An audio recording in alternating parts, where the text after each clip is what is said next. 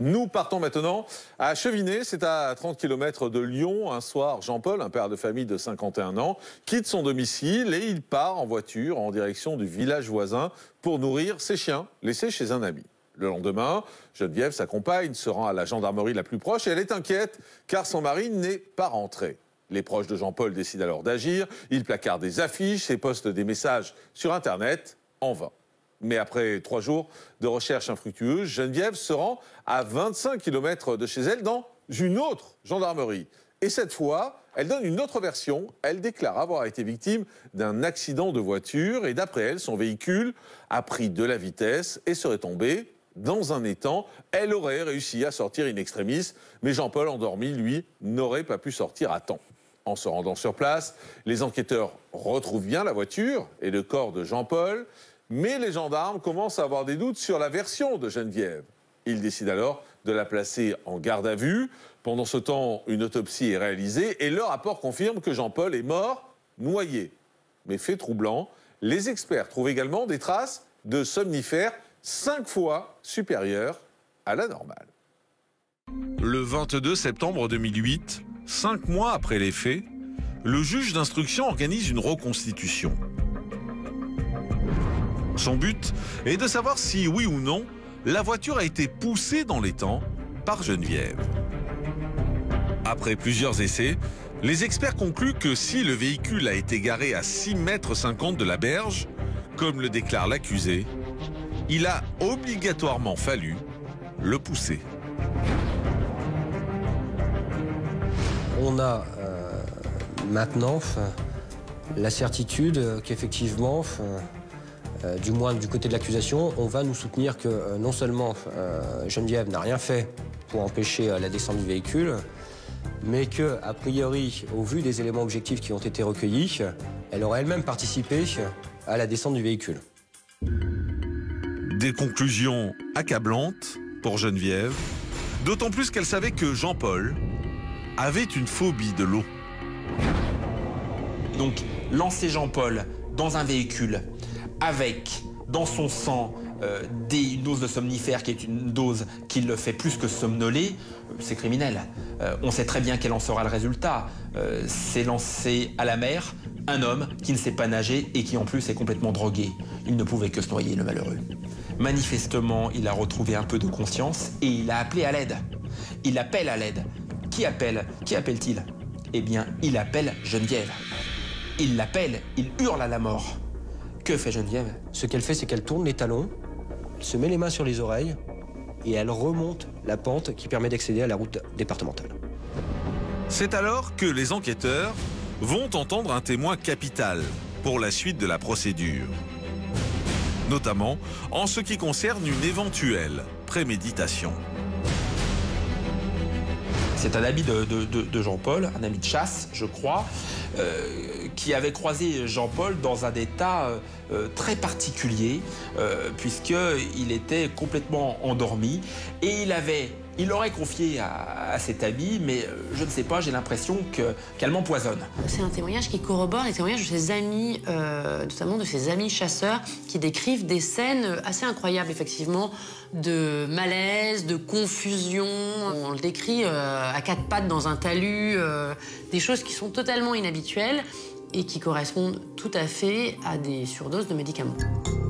Selon les témoignages, Geneviève aurait donc testé les effets du médicament sur Jean-Paul avant le jour du drame.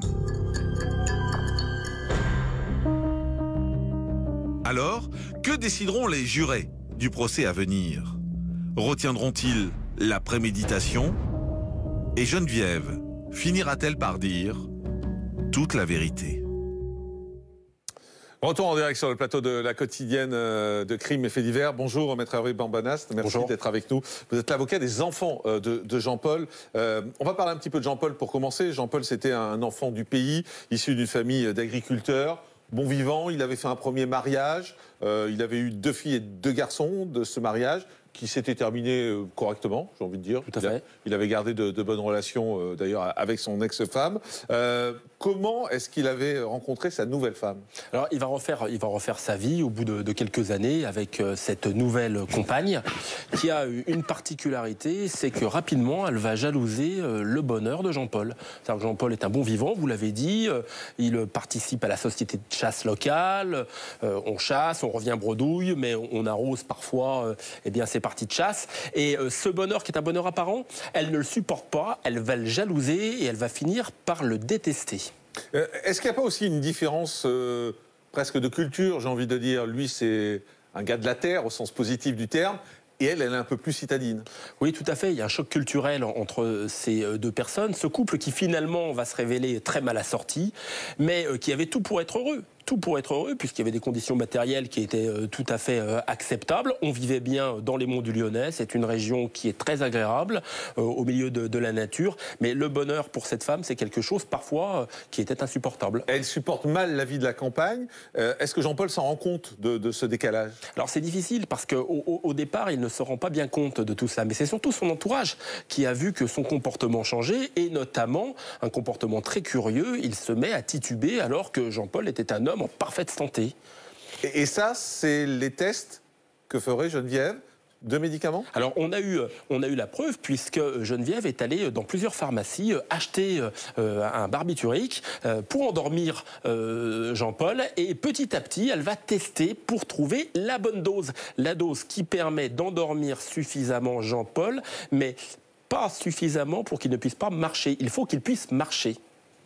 Ce qui est étonnant quand même, c'est son comportement à Geneviève. C'est-à-dire qu'elle va faire deux gendarmeries différentes, avec des versions un peu différentes, parce qu'elle trouve qu'on ne la prend pas au sérieux la première fois? Oui, c'est un personnage qui est extrêmement complexe, une personnalité très inquiétante. Parce que tout à l'heure bien réfléchi, en tout cas sur la façon dont elle le fait, c'est ensuite que ça va plus. Mais c'est-à-dire qu'à mon avis, elle a trop calculé. Et le calcul, c'est quelque chose que l'on doit faire un peu avec distance. Au départ, sa manipulation, sa manigance a parfaitement fonctionné et va aboutir à la mort de ce pauvre homme. Et puis ensuite, elle va considérer qu'il y a certains indices qui vont apparaître et elle essaye de les dissimuler. Je pense que, en ce qui concerne la dissimulation post-crime, elle a été moins performante qu'avant de commettre ce crime. Mais quand elle va raconter deux histoires différentes dans deux gendarmeries différentes, elle se dit quoi? Qu'il ne va pas y avoir de contact, que personne ne va faire le lien? Qu'est-ce qu'elle pense? Je pense que l'étau est en train de se resserrer et que les recherches des gendarmes sont très poussées, qu'on n'arrive pas à retrouver Jean-Paul et qu'il y a une pression sociale, le regard social et le regard de la famille qui commence à devenir interrogateur. Et là, elle est débusquée, voyez-vous, et elle essaye de s'en sortir en inventant une fadaise, bien évidemment, qui ne va pas abuser les gendarmes. Il y a un moment assez terrible qu'on a raconté dans le reportage, c'est le moment où la voiture, où lui va se noyer en appelant Geneviève au secours, et elle s'en va à ce moment-là. Est-ce qu'on sait précisément, après le procès, qu'est-ce qui s'est passé? Comment s'est passée cette séquence?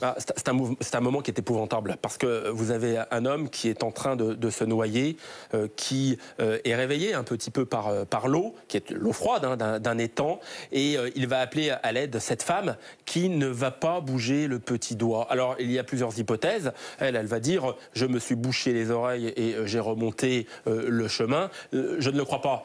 Moi, j'ai l'impression qu'elle a regardé son crime se réaliser sous ses yeux, qu'elle a regardé cet homme se noyer, et je pense qu'elle a consommé sa vengeance à ce moment-là.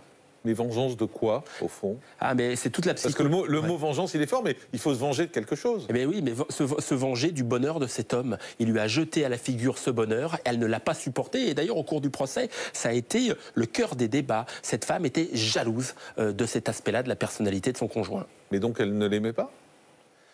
Ah, c'est très complexe. Vous avez... C'est compliqué de jalouser le bonheur de quelqu'un qu'on aime. Mais je pense que c'est un phénomène qui peut être expliqué par les experts psychiatres et psychologues.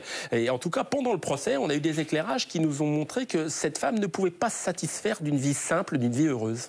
Docteur Gilles-Marie Vallée, on peut jalouser le bonheur de quelqu'un qu'on aime? Tout à fait. Ah bon? Exactement comme on peut jalouser la beauté de quelqu'un qu'on aime. L'homme ou la femme jalouse ou jaloux, bien souvent, c'est de ça dont il est jaloux. C'est-à-dire que l'individu jaloux qui, effectivement, ne veut pas que sa compagne ou son compagnon sorte ou séduise les autres, c'est parce qu'il est jaloux, effectivement, de ce pouvoir de séduction qu'il suppose ou au-delà même de ce qui pourrait effectivement se passer.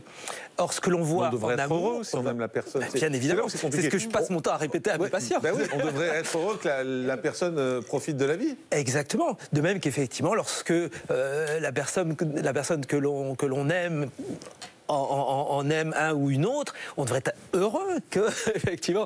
Ou ça, je n'irai pas jusque-là. Vous voyez bon. que vous n'irez pas jusqu'à là. Voilà. Et bien, c'est ça la jalousie. La jalousie, c'est de se dire, je suis heureux pour l'autre, tant que ça contribue à mon bonheur. Et si effectivement je suis, ce qui devait être le cas de cette personne, extrêmement aigrie, malheureuse, hein, et ben c'est inimaginable que cet homme heureux ne réussisse pas à me rendre heureux, mais au contraire, que son propre bonheur ne vienne qu'aggraver, qu'alourdir ma dépression ou mon malheur. Alors, 3 ans après les faits, le procès de Geneviève s'ouvre devant la cour d'assises du Rhône. Elle est jugée pour assassinat et pendant les 3 jours d'audience, eh bien, elle fait enfin des révélations sur la mort de Jean-Paul. Pour les avocats de Geneviève, la partie s'annonce difficile. S'ils admettent que leur cliente a bien tué son compagnon, ils réfutent la préméditation et évoquent un coup de folie. Moi, je soutiens la thèse que Geneviève va effectivement commettre les faits qui lui sont reprochés, elle va commettre l'irréparable, mais certainement pas en ayant prémédité son geste. Et je vais même aller un peu plus loin en disant que cette intention criminelle, elle ne l'avait pas. C'est-à-dire qu'au moment où elle quitte le véhicule, elle n'a pas conscience, véritablement, des conséquences que va avoir son acte. Pourtant, au 2e jour du procès, coup de théâtre. Geneviève passe aux aveux. Geneviève demande à prendre la parole. Monsieur le Président, si vous le permettez, je souhaiterais m'expliquer. Bien, on lui donne la parole. Déclaration lapidaire. Bien, puisque tout le monde le dit, je vais le dire. Oui, c'est moi qui ai poussé le véhicule. C'est un coup de tonnerre. Des aveux à demi-mot pour l'avocat de la famille. Si les gens sont persuadés que je l'ai poussé, alors je reconnais que je l'ai poussé. Elle n'avoue pas franchement les choses. Et ça, c'est quelque chose de difficilement audible pour la partie civile. Il faudra alors attendre les expertises psychiatriques pour que les jurés obtiennent un début d'explication sur les circonstances du drame. Elle imaginait que Jean-Paul allait la quitter. Personne n'en était au courant, mais elle subodorait et quelque part dans sa tête, ça lui était totalement insupportable. Et à un moment donné, elle a préféré elle-même rompre le couple de cette façon-là, plutôt que d'être lâchée. Elle dit qu'être lâchée, ça lui aurait été insupportable. Donc elle a agressé plutôt que d'être agressée. Et je pense que c'est assez important dans la motivation du passage à l'acte. À l'issue des 3 jours de procès, Geneviève est donc condamnée à 20 ans de réclusion criminelle, les jurés ayant retenu la préméditation. Elle ne fera pas appel de la décision. Retour en direct sur le plateau de la quotidienne de Crime et Faits divers. On est toujours avec Maître Hervé Bambanast, avocat des enfants de Jean-Paul.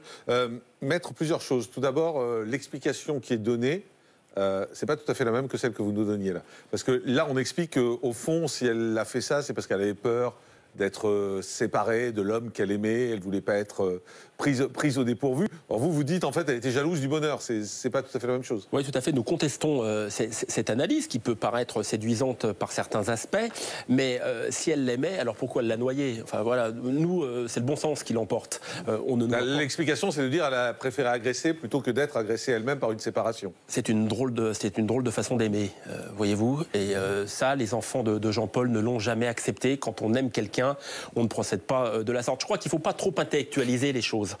Il faut peut-être aussi rester ancré dans les réalités. Et la réalité, c'est que l'insupportable a été commis. Mais est-ce que c'est vrai qu'il allait la quitter? Est-ce qu'il y a des éléments qui ont prouvé ça au procès? Absolument pas. On n'était absolument pas dans ce registre-là. C'est vrai que, et vous avez parfaitement raison, cette femme était très amère. Elle était très déçue de la vie. Et peut-être qu'à un moment ou à un autre, Jean-Paul aura été fatigué de cette amertume. Et de il n'y avait pas de rupture rupture en cours. Là. Mais il n'y avait pas de rupture qui était dans les tuyaux. Ouais. On n'en était pas là. Mais par contre, elle s'est peut-être fait un film. Elle s'est peut-être imaginée en victime d'une séparation.